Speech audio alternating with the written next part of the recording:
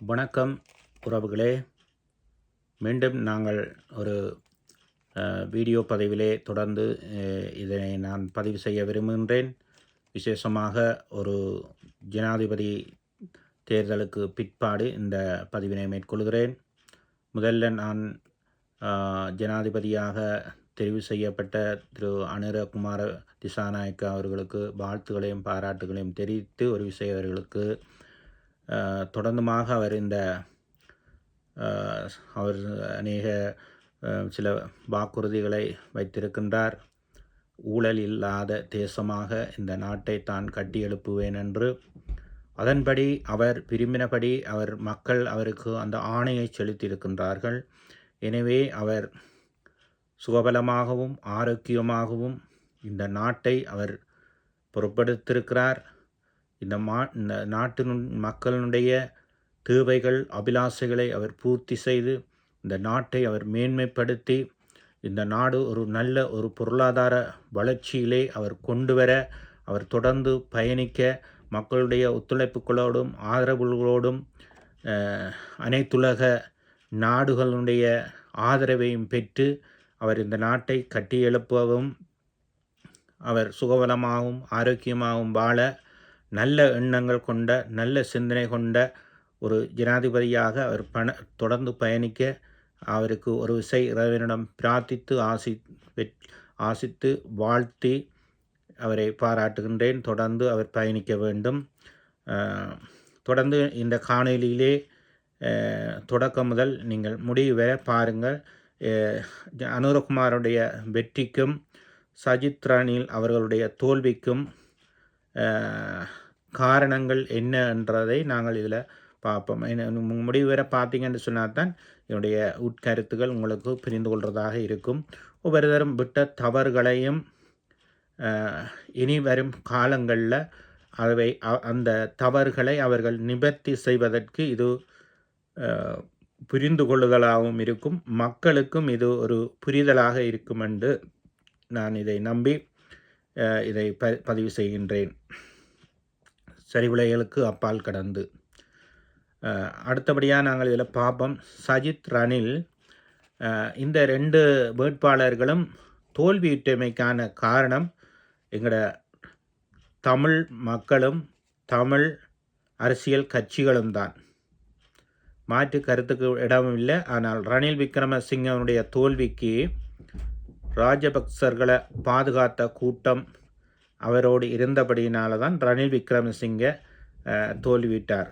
ஆனால் அவர் பல்வேறுபட்ட கருத்துக்களை முன்வைத்திருந்தாலும் 2 வருடங்கள் தான் இந்த விழுந்து போன நாட்டை யாரும் பொறுப்பெடுக்காத சூழ்நிலையில் தான் பொறுப்படுத்து இந்த கேஸ் பிரச்சனை, பெட்ரோல் பிரச்சனை, ஏனைய பொருளாதார பிரச்சனைகள் எல்லாம் ஓரளவுக்கு நிவர்த்தி செய்து இந்த நாட்டினுடைய நிலைமையை IMF போன்ற சில விடயங்களை கொண்டு தான் இந்த நாட்டை கொஞ்சம் மேன்மைப்படுத்தின என்று சொன்னார். மாற்று கருத்துக்கிடமில்லை, அவர் செய்தார். ஆனாலும் அவர் தோல்வியுற்றமைக்கான காரணம் அவரை சார்ந்திருந்த தமிழ் கட்சிகளும் தமிழ் மக்களும் தான் அவருடைய தோல்விக்கு காரணம். அடுத்தது இந்த ராஜபக்சர்களை ஆதரித்த கூட்டமும் அவர்களோடு இணைந்திருந்தபடினால தான் அவர் தோல்வியுற்று இருந்தார்.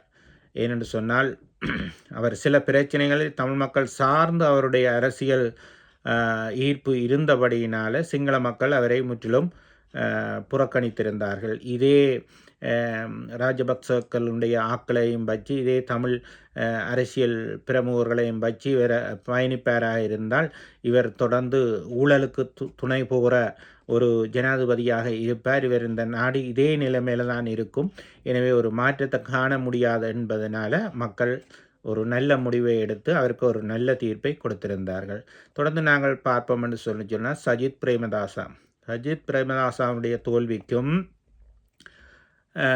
அவர் தமிழ் 13+ கடந்து தமிழ் மக்களுக்கு சில தீர்வுகளை நான் வழங்குவேன் என்று சில பரிந்துரைப்பேன், இவைகளை பரிசீலிப்பேன் என்று சொல்லி சில விடயங்களை அவர் வாயினால் வந்த காரணத்தினாலையும் மற்றது அவர் தமிழ் மக்கள் சிங்கள மக்களை விட தமிழ் மக்களையே நம்பி இருந்தபடியினாலையும் இவர் இந்த நாட்டை தமிழ் மக்களுக்கு பிரித்து கொடுக்கக்கூடிய சூழ்நிலையை உருவாக்கி விடுவார்களோ என்று சிங்கள மக்கள் மத்தியிலே ஒரு ஐயப்பாடு இருந்தபடியினால் தமிழ் அரசு கட்சியின் உடைய சில முக்கிய பிரமுகர்கள் எடுத்த முடிவின் நிமித்தமாகவும் தான் தமிழ் மக்களாலேயும் மலையகத்தில் ஒரு சில தமிழ் மக்களாலேயும் தமிழ் மக்கள் என்று சொல்வதை விட தமிழ் கட்சிகளினாலும் முஸ்லீம் தமிழ் கட்சிகளினாலேயும் வடகிழக்கில் உள்ள சஜித் பிரேமதாசாவை ஆதரிக்கின்ற தமிழ் கட்சிகளினாலேயும் தான் சஜித் பிரேமதாசா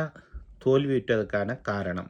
அதே போன்று ரணில் விக்ரமசிங்கே அவர்களுக்கும் மலையகத்தில் ஒரு சாராரும் வடக்கு கிழக்கில் ஒரு சில தமிழ் கட்சிகளும் வடக்கு கிழக்கில் சில முஸ்லீம் கட்சிகளும் ரணில் விக்ரமசிங்கவை ஆதரித்தது, அதே போல் சஜித் பிரேமதாசாவை ஆதரித்தது. இதன் நிமித்தமாக தான் அவர்கள் தோல்வியிட்டதுக்கான காரணம். சிங்கள மக்கள் இவர்களை நம்பவில்லை, இவர்களை புறக்கணித்ததுக்கான காரணம். இவர்கள் 2 பேருமே தோல்விக்கான முழு காரணமும் தமிழ் முஸ்லீம் மக்கள் தான். அடுத்தது ரணிலுக்கு ராஜபக்சவுடைய கூட்டம் அவரோடு இணைந்திருந்தபடியினால தான் ரணில் விக்ரமசிங்கனுடைய தோல்வி பிரதான காரணமாக இருந்தது. சஜித் பிரேமதாசா சிங்கள மக்கள் மீது அதிக நம்பிக்கை கொள்ளவில்லை, அதுவும் ஒரு காரணமாக இருந்தது. மற்றது நாங்கள் இந்த தமிழ் பொது வேட்பாளர் என்ற விடயத்திலே நாங்கள் பார்ப்போம் என்று சொல்லி சொன்னால், அநேகர் நினைக்கலாம் தமிழ் பொது வேட்பாளருக்கு இது தோல்வி என்று. ஆனால் தமிழ் பொது வேட்பாளர் தோல்வி அல்ல, ஆனால் அநேக வாக்குகளை அவர் பெற்றிருக்கிறார். அநேக தொகுதி வாரியாகவும் அவர் வெற்றி பெற்றிருக்கிறார். கிளிநொச்சியிலெல்லாம் ஸ்ரீதரனுடைய ஆதரவாளர்களால் அதிக வாக்குகளை பெற்றிருக்கிறார். கிளிநொச்சியிலிருந்து அதிக வாக்குகள் அவருக்கு கிடைக்குமா இருந்தென்று சொல்லி சொன்னால் தமிழரசு கட்சிக்குள்ள சிலர் எடுத்த சில முக்கிய முடிவுகள் தோல்வி என்றது அதே அடையாளம். மக்கள் அதை ஏற்றுக்கொள்ளவில்லை. அதே போல் யாழ்ப்பாணத்திலேயும் அநேக தொகுதிகளில் வந்து தமிழ் பொது வேட்பாளர் வெற்றி பெற்றிருக்கிறார். கன வித்தியாசம் இல்லை, ஒரு 4000 சொச்சம் வாக்குகளால் தான் பிரேமதாசா அவர்கள் வடக்கில் வந்து வாக்குகளை பெற்றிருக்கிறாரே தவிர மற்றும்படி அநேகமாக இது பெரிய ஒரு வெற்றி. அநேகமான மக்கள் வாக்களித்திருக்கிறார்கள். பெரிய அளவு வாக்கு வித்தியாசங்கள் இல்லை. இதிலே விருப்பு வாக்குகளை பார்த்திருந்தாலும் இன்னும் அநேகமான வாக்குகள் இருக்கும். இப்போ சஜித் பிரேமதாசாவுக்கு ஆதரித்தவர்கள் கூட தமிழ் பொது வேட்பாளருக்கு விருப்பு வாக்களை அளிச்சிருப்பினோம். ரணிலுக்கு அளித்தவர்கள் கூட அவருக்கு விருப்பு வாக்களை அளிச்சிருக்கக்கூடும். இப்போ அந்த கணிப்புகளை நாங்கள் இன்னும் சரியாக பார்க்கவில்லை. இவருக்கு வடக்கு கிழக்கில் எவ்வளவு விருப்பு வாக்குகள் என்ற கணிப்பை பார்க்கும் பொழுது இன்னும் அநேகமான அவர் வாக்குகளை பெற்றிருக்கிறார் என்பதை கணிக்கக்கூடியதாக இருக்கிறது. எனவே இந்த விடயத்திலே தோல்வி யாருக்கென்று சொல்லி சொன்னால், இந்த தமிழ் பொது வேட்பாளரை எதிர்த்தவர்களுக்கு மிக பெரும் படு தோல்வி. அதே போல் இந்த ஜனாதிபதி தேர்தலை பகிஷ்கரித்தவைகள் இருக்கணுமோ அவைகளுக்கும் படுதோல்வி. எனவே இந்த விடயத்தில் நாங்கள் முக்கியமாக கவனத்தில் எடுக்க வேண்டிய விடயம், ஒவ்வொருத்தரும் விட்ட தவறு என்ன, பிழை என்ன என்ற எங்களோட தமிழ் கட்சிகளுக்கும் முஸ்லீம் கட்சிகளாக இருந்தாலும் சரி, மலையத்தை சார்ந்த கட்சிகளாக இருந்தாலும் சரி, சரியான ஒரு கொள்கையில் சரியான ஒரு நோக்கத்தோட ஒரு ஒற்றுமையாக பயணிக்காது தான் இத்தனைக்கும் காரணம். தோல்விகளை நீங்கள் சந்திச்சிருக்கிறீங்க. இப்போ உதாரணத்துக்கு நான் எங்களோட வடக்கு கிழக்கில் இம்மினம் சார்ந்த மக்களை நான் முதல்ல சொல்கிறேன். இப்போ இன்றைக்கு டக்ளஸ் தேவானந்தா, அங்கஜன் ராமநாதன் அவர்கள் ரணிலை ஆதரிக்கணும். ஏனைய ஒரு பகுதியினர் சஜித்தை ஆதரிக்கணும். அதே போல் கிழக்கு மாகாணத்தில் பார்த்தாலும் சஜித்தை ஒரு பகுதியினர் ஆதரிக்கணும். அங்கால வியாழேந்திரன், பிள்ளையான், கருணா போன்றவர்கள் வந்து ரணிலை ஆதரிக்கணும். இன்னும் ஒரு சாரார் வந்து சஜித்தை ஆதரிக்கணும். நீங்கள் எல்லாம் சேர்ந்து தமிழரசு கட்சியாக இருந்தானே, தமிழ் பொது வேட்பாளராக இருந்தானே, எல்லாரும் யாவரும் சேர்ந்து ஒரு கட்சியை ஆதரிக்கலாம் தானே. டக்ளஸில் இருந்தால் தமிழரசு கட்சி அதுக்குள்ளே போகக்கூடாது, தமிழரசு கட்சி இருந்தால் டக்ளஸ் தேவானந்தா அதுக்குள்ளே போகக்கூடாது. இதானே ஐயா அவங்களோட தோல்வி. இதுதான் தோல்வி. கொள்கைக்காக, உரிமைக்காக இனம் சார்ந்த ஒரு விடுதலைக்காக, இனம் சார்ந்த உரிமைகளுக்காக ஒருமிச்சு பயணிங்க. இனி வரும் நாட்கள்லையாவது, இனி வரும் காலங்கள்லையாவது, அடுத்து வர போகிற பாராளுமன்ற தேர்தல்லையாவது ஒன்றிணைஞ்சு சேர்ந்து பயணிங்க. டக்ளஸ் இருந்தால் இவர் போகக்கூடாது, அவர் இருந்தால் இவர் போகக்கூடாதுன்னு சொல்லியெல்லாம் நீங்கள் பார்க்கக்கூடாது. எம் இனம் சார்ந்து பயணிங்க, எம் உரிமை சார்ந்து பயணிங்க. இதால் தான் இன்றைக்கு தோற்றிங்க. ரிஷாட் இருந்தால், ரவுஃப் ஹக்கீம் இருந்தால் அதாவுல்லா போகக்கூடாது, காதர் மஸ்தான் போகக்கூடாது. இதால் தான் ஐயா நீங்கள் தோற்றிங்க. இதால் தான் தோற்றிங்க. ஏன் காதர் மஸ்தானும் அதாவுல்லாவும் ரவுஃப் ஹக்கீமும் ரிஷாத் பதினிந்தேனும் எல்லாரும் சேர்ந்து ஒரு கட்சியை ஆதரிச்சிருக்கலாம் தானே. அதால் தான் தோற்றிங்க. மலையகத்திலையும் இதே நிலைமை. மலைய கட்சிகளும் இதே தவற விட்டீங்க. அவர் இருந்தால் இவர் இருக்கக்கூடாது, இவர் இருந்தால் அவர் இருக்கக்கூடாதுன்னு சொல்லி நின்றபடியினால தான் நீங்கள் தோற்றீங்க. எனவே இனி வரும் நாட்களில் இந்த தவற மலையகமாக இருந்தாலும் சரி, முஸ்லீம் தமிழ் மக்களாக இருந்தாலும் சரி, வடகிழக்காக இருந்தாலும் சரி, தென்பகுதியாக இருந்தாலும் சரி, மலைய பகுதியாக இருந்தாலும் யாவரும் யோசிங்க, ஒன்றிணைந்து நீங்கள் பயணிக்க வேண்டும். எல்லாருமா சேர்ந்து ஒரு தமிழ் பொது வேட்பாளருக்கு நீங்கள் ஆதரவு அளிச்சிருப்பீங்கன்னு சொன்னால் இன்னும் நீங்கள் எவ்வளதோ இன்றைக்கு காண்பிச்சிருக்க முடியும். ஆனால் நீங்கள் தவறு விட்டுட்டீங்க, பிழை விட்டுட்டீங்க. எனவே அன்பார்ந்தவர்களே, அன்பார்ந்த தமிழ் மக்களே, அன்பார்ந்த அரசியல் கட்சிகளே, நான் யாரையும் முஸ்லீம் தமிழ் டக்ளஸ் என்றோ அல்லது பிள்ளையான் என்றோ ஸ்ரீதரன் என்றோ சுமத்ரன் என்றோ மாவை என்று சொல்லியோ யாரையும் முதுகில் குத்தவோ நெஞ்சில் குத்தவோ யாரையும் குற்றவோ குறைபடுத்தவோ கரைப்படுத்தவோ யாருக்கும் விரோதமானவர் அல்ல. எங்களோட இனம் சார்ந்து நாங்கள் எல்லாரும் தமிழர்கள் தான்.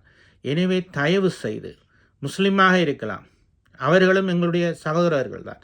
நான் இதில் முஸ்லீம்கள்லையும் ரவுஃபோ சரி, ரிஷாத் பதினும் சரி, காதர் மஸ்தானே சரி, அதாவுள்ள சரி, யாரையுமே நாங்கள் புண்படுத்தவில்லை. மலையத்திலையும் அவ்வாறு அப்படியான கட்சிகளை நாங்கள் யாரையும் புண்படுத்தவில்லை. நீங்கள் தவறு விடுறீங்க, பிளவிடுறீங்க. ஒன்றுபடுங்க, ஒருமிச்சு பயணிங்க. உங்களோட அரசியல் கொள்கையில், அரசியல் நோக்கங்களில், அரசியல் திட்டங்களில் நீங்கள் சாதிக்க வேண்டிய காரியங்களை நீங்கள் உங்களோட சரியாக திட்டமிட்டு சரியாக பிளான் பண்ணி சரியான திட்டமிடலோடு நீங்கள் ஒருமிச்சு பயணிப்பீங்கள் என்று சொல்லிச்சினால் நீங்கள் உங்களோட இலக்கை அடைய முடியும். உங்களோட மக்களோட தேவைகளை, உங்களோட மக்களுடைய காணியில்லா பிரச்சனையை, வீடில்லா பிரச்சனையை, சம்பள பிரச்சனைகளை நீங்கள் தீர்க்க முடியும். அதே போல் வடக்கு கிழக்கில் இருக்கிற தமிழ் முஸ்லீம் மக்களும் உங்களுடைய பிரச்சனைகளை நீங்கள் தீர்க்க முடியும். நீங்கள் இப்படி பிரிந்து பயணிப்பீர்கள் என்று சொல்லி சொன்னால் இதே பிரிவினை தான் எங்களுக்குள்ளே வரும். இது நீங்களாக பிரியலை, உங்களை பிரித்து ஆள்றதுக்கென்று உங்களுக்குள்ளாக புலனாய்வுகள் இறக்கப்பட்டு நீங்கள் பிரிக்கப்படுறீங்க. அதில் தந்திரமான காய் நகரத்துகளில் புலனாய்வுகள் அதுகளை மேற்கொண்டு உங்களை பிரித்து ஆள்கின்றது. எனவே நீங்கள் ஒருமிச்சு ஒன்றிணைந்து ஒரு அரசியல் கொள்கையோட, ஒரு அரசியல் நோக்கத்தோட, ஒரு இனம் சார்ந்து நீங்கள் பயணிப்பீங்கள் என்று சொல்லிச்சினால் நீங்கள் இன்னும் ஒரு பலமான கட்சியாக திகழ முடியும். அந்த பலம் உங்களோட இடத்துல இருக்குது. ஆனால் எண்ணம், சிந்தனை, உங்களோட இருதயம் கடினமாக இருக்குது. உங்களோட கடின இருதயத்தை மாற்றுங்க. உங்களோட கடின இருதயத்தை மாற்றி உங்களோட கொள்கைகளை மாற்றுங்க, உங்களோட நோக்கத்தை மாற்றுங்க. இனம் சார்ந்து நில்லுங்க, உரிமை சார்ந்து நிற்பீங்களென்று சொல்லி சொன்னால் நீங்கள் எதிர்காலத்தில் நீங்கள் சாதிக்க முடியும். எனவே தான் நீங்கள் விட்ட தவறுகளை, பிழைகளை உணர்ந்து இனி வரும் அடுத்த பாராளுமன்ற தேர்தலில் உங்களோட அரசியல் பயணத்தில் நீங்கள் சாதிக்க முடியும். ஒன்றிணைந்து பயணிங்க. தமிழ் முஸ்லீம் மலையக அனைத்து தமிழ் தரப்பு அரசியல்வாதிகளும் ஒன்றிணைந்து தயவு செய்து நீங்கள் பயணிங்க, நீங்கள் சாதிக்க முடியும். நான் யாரையும் இதில் குறைப்படுத்த விரும்பல. உங்களோட பிரிவினைகளை பார்த்து, உங்களோட ஒற்றுமையின்மையை பார்த்து ஆதங்கமாக இருக்குது. தயவு செய்து இந்த முடிவுகளை மாற்றி ஒரு ஐக்கியப்படுங்க, இனத்துக்காக ஐக்கியப்படுங்க. கொள்கையில் வேறுபட்டிருந்தாலும் சில இனம் சார்ந்து சில முக்கிய முடிவுகளை எடுக்கும்போது அந்த முடிவுகளுக்கு ஐக்கியப்படுங்க. உங்களோட கொள்கையாகவே இருக்கட்டும்.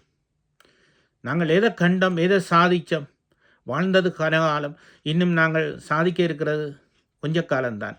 எனவே இந்த ஜனாதிபதி ஒரு நல்ல ஜனாதிபதி தெரிவு செய்யப்பட்டிருக்கிறார். மக்கள் அனைவரும் அவர்களுக்கு வாக்களித்திருக்கின்றார்கள். 2015 அவர் ஃபேஸ்புக் இணையதளத்தில் ஒரு காரியத்தை வெளியிட்டிருந்தார். தங்களுடைய இனம், புதைக்கப்பட்டதென்று சொல்லி எல்லோரும் எண்ணினார்கள், சிந்தித்தார்கள். ஆனால் நாங்கள் புதைக்கப்படவில்லை, ஆனால் மாறாக நாங்கள் விதைக்கப்பட்டோம் என்று சொல்லி அனுரகுமார திசாநாயக்க 2015 வெளியிட்ட அந்த ஃபேஸ்புக் தளத்தில் அவர் இப்போ வெளியிட்டிருக்கிறார். இந்த விஷயத்தை பாவிக்கிறது நாங்கள், இனம்தான் இதை பாவிக்கின்றது. இன்றைக்கு அவர் இதை சொல்லுவாராக இருந்தால் ஒரு விஷயம் நீங்கள் சிந்தித்து பாருங்கள்.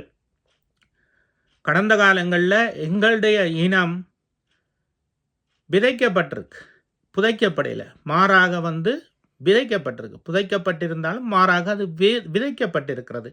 இதே விஷயத்தை அவர் வெளியிட்டிருக்கிறார். ஆனால் நீங்கள் யோசிச்சு பாருங்கள், எல்லா காலத்திலையும் ஒரு இனப்போக்கோடைய ஒரு இனவாதியாக எல்லா மனிதரும் தொடர்ந்து இருப்பார்கள் என்றோ அல்ல. ஒரு கால சூழ்நிலைகள் வரும்போது ஒரு சமூகவியல் சார்ந்து சிந்திக்கும் போது, யோசிக்கும் பொழுது தங்களுடைய மனதில், தங்களுடைய இருதயங்களில், எண்ணங்களில், சிந்தனைகளில், கொள்கைகளில் காலத்துக்கு காலம் ஒரு மாற்றம், ஒரு மாறுதல் வரும். எனவே அனைத்து அரசியல் கட்சிகளும் தமிழ் மக்களும் புரிந்து கொண்டு, உணர்ந்து கொண்டு அவரோடு ஒன்றிணைத்து பயணிப்பீர்கள் என்று சொல்லி சொன்னால் இந்த நாட்டினுடைய விழுந்து போயிருக்கிற பொருளாதாரத்தையும் கட்டியெழுப்ப முடியும், இந்த நாட்டை மேன்மைப்படுத்த முடியும். யாராவது இதில் தவறான கருத்துகள், பிழையான கருத்துக்களாக இருந்தால் அதை நீங்கள் பிழையாக நினைக்காதீங்க. ஒருவேளை உங்களுக்கு அது பிழையாக தவறாக தெரிஞ்சாலும் அதை சரிப்படுத்தி கொள்ளுங்க, சரியாக சிந்திங்க. ஏன்னா நீங்கள் தவறான முடிவுகள் எடுத்து தவறான வழிகளில் நீங்கள் ஒவ்வொருத்தரும் வேறுபட்டு வேறாக நீங்கள் பிரிந்து பயணிக்கிறீங்க. அந்த முடிவுகளை மாற்றி நீங்கள் ஐக்கியப்பட்டு ஒரு இனத்துக்காக, ஒரு விடுதலைக்காக, ஒரு நாட்டுக்காக, ஒரு மக்களுடைய உரிமைகளுக்காக நீங்கள் தயவு செய்து பாடுபடுங்க, உங்களை அர்ப்பணிங்க. இந்த நிலைமையில் நீங்கள் அவ்வாறான முடிவுகளை எடுக்கல என்று சொல்லி சொன்னால் எதிர்காலத்தில் மக்களும் இனிவரும் காலங்களில் வேறுபட்ட முடிவுகளை எடுப்பார்கள். நாங்கள் இந்த மக்கள் பிரதிநிதிகளை இனி நாங்கள் தெரிவு செய்ய வேணுமா என்று சொல்கிற முடிவுகளை எடுத்து அவர்கள் விரும்புகின்ற, அவர்கள் இந்த நாட்டில் தங்களுடைய தேவைகளை பூர்த்தி செய்யக்கூடிய மக்கள் பிரதிநிதிகளை அவர்கள் எதிர்காலத்திலே தெரிவு செய்வார்கள் என்பதில் எந்தவித சந்தேகமும் இல்லை. ஆனால் இனி நீங்கள் எதிர்கொள்ள இருக்கிற பாராளுமன்ற தேர்தலில் ஐக்கியப்பட்டு ஒன்றிணைந்து ஒரு உரிமைக்காக, ஒரு இன சார்ந்து எல்லாரும் பயணிப்பீங்கள் என்று சொல்லி சொன்னால் உங்களுடைய மக்களுடைய தேவைகளை நீங்கள் சந்திக்க முடியும்.